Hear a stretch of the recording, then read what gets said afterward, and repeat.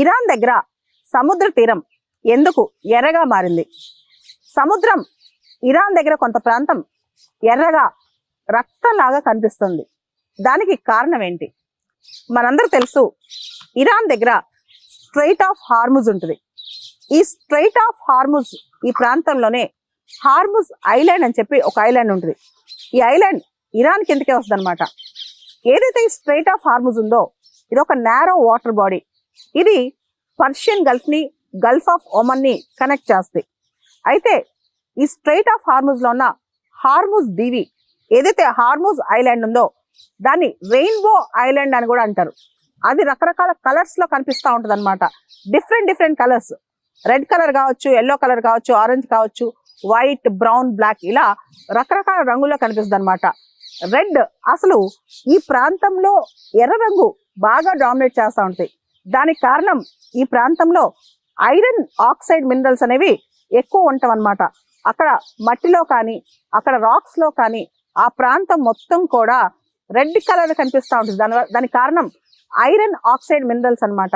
ఈ Hormuz island అనేది volcanic activity ద్వారా, వాల్కనో డిపాజిట్స్ ద్వారా ఏర్పడిన ఐలాండ్ అనమాట. ఎక్కువ వాటి వల్ల ఈ ఐలాండ్ మొత్తం షేప్ అయిందనమాట. వర్షం వల్ల ఈ రెడ్ కలర్ గా కనిపించే మట్టి కావచ్చు, రాక్స్ కావచ్చు, ఇదంతా కూడా మనకి రెడ్ గా మారిపోతాయి. ఆ నీరంతా రెడ్ గా వస్తుంది అనమాట. ఈ ప్రాంతంలో వర్షం చాలా అరుదుగా పడుతుంది. వర్షం పడినప్పుడు మాత్రం ఈ ఐరన్ ఆక్సైడ్ ప్రాపర్టీస్ వల్ల ఈ రాక్స్ లేదా ఈ సాయిల్ కానీ ఇవన్నీ కూడా అదంతా కరిగి వర్షం లాగా రెడ్ గా పెద్ద సముద్రం లాగా మారిపోయి అది పారుకుంటూ వెళ్తుంది. ఈ హార్ముజ్ ఐలాండ్ నుంచి ఎర్ర రంగు నీళ్లు పారుకుంటూ వెళ్ళిపోయి సముద్రంలో కలుస్తాయి. అక్కడున్న ప్రాంతం మొత్తం రెడ్ కలర్ లాగా ఎర్ర రంగులో కనిపిస్తుంది అనమాట. మనం చూస్తే కనుక ఒక పక్క ఇరాన్ దగ్గరలోనే ఉన్న పర్షియన్ గల్ఫ్ లో వాటర్ ఏమో బ్లూ కలర్ నీలి రంగులో కనిపిస్తాయి. ఇంకో పక్క ఈ స్ట్రైట్ ఆఫ్ హార్ముజ్, ఈ హార్ముజ్ ఐలాండ్ నుంచి వాటర్ ఏవైతే వస్తాయో అవి మాత్రం ఎర్రగా కనిపిస్తాయి అనమాట. ఇరాన్ క్యాపిటల్ తెహరాన్ నుంచి ఈ ప్రాంతం, ఏదైతే ఇరాన్ క్యాపిటల్ తెహరాన్ ఉందో అక్కడి నుంచి ఈ ప్రాంతం దాదాపు 1080 కిలోమీటర్స్ ఉంటుంది అనమాట. చూడటానికి వర్షం పడుతున్నప్పుడు చాలా అందంగా రెడ్ కలర్ లో కనిపిస్తూ ఉంటుంది అనమాట. అంతేకాదు అక్కడ ఆరెంజ్ కలర్, ఎల్లో కలర్ కూడా కనిపిస్తుంది. దానికి ప్రధానమైన కారణం సల్ఫర్ కాంపౌండ్స్ అంటాం అనమాట. తర్వాత వైట్ కలర్ సాల్ట్ డిపాజిట్స్ ఈ ప్రాంతాలు ఎక్కువ ఉండటం వల్ల తెలుపు రంగు కూడా కాస్త కనిపిస్తూ ఉంటుంది. తర్వాత బ్రౌన్ అండ్ బ్లాక్, ఇక్కడ వాల్కనిక్ మరియు సెడిమెంటరీ రాక్స్ ఉండటం వల్ల కూడా బ్రౌన్ కలర్, బ్లాక్ కలర్ లో కనిపిస్తూ ఉంటాయి అనమాట.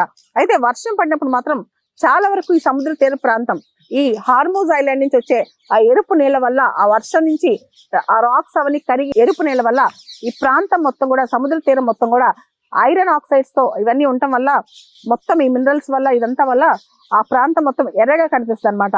ఇరాన్ తీర ప్రాంతంలో సముద్రం ఆ టైంలో ఎరుపు రంగులోకి మారుతూ ఉంటుంది అనమాట. ఈ హార్ముజ్ ఐలాండ్ అనేది ఇరాన్ కంట్రీలోకి వస్తుంది. మనందరూ తెలుసు స్ట్రైట్ ఆఫ్ హార్ముజ్ చాలా ఇంపార్టెంట్ స్ట్రైట్ అనమాట. అయితే రీసెంట్ గా ఈ ట్రెండ్ బాగా కనిపిస్తుంది. ఎరుపు రంగుతో సముద్రం కనిపించడం వల్ల ఇప్పుడు చాలా మంది అసలు షాక్ గురవుతున్నారు. ఇంత ఎర్రగా ఎలా ఉంటుంది సముద్రం?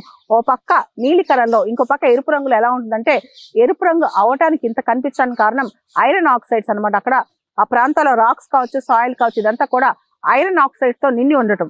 ఇలా సముద్రం రెడ్ గా ఉండటం చూసి ఎన్విరాన్మెంటల్ ఎక్స్పర్ట్స్ అందరూ కూడా ఎవరూ కంగారు పడద్దు, ఇది ఆల్గాల్ బ్లూమ్స్ కానీ రకరకాల పొల్యూషన్ వల్ల కాదు, ఇది చాలా న్యాచురల్ ప్రాసెస్, దీనివల్ల ఎటువంటి హార్మ్ లేదని చెప్తున్నారు. ఈ హార్ముజ్ ఐలాండ్ లో ఉన్న ఈ రెడ్ కలర్ సాయిల్ రాక్స్ ఉంటాయి కదా, ఈ రెడ్ కలర్ సాయిల్ అనేది చాలా విశిష్టమైంది. దీంతోనే కాస్మెటిక్స్ కావచ్చు, రకరకాల డైస్ కావచ్చు, చాలా ఎక్స్పోర్ట్ వాల్యూ కూడా ఉంటుంది అనమాట ఈ రెడ్ కలర్ సాయిల్ కి. దీన్నే గెలాక్ అంటారు వాళ్ళ భాషలో. GELAK, గెలాక్ అని పిలుస్తారనమాట.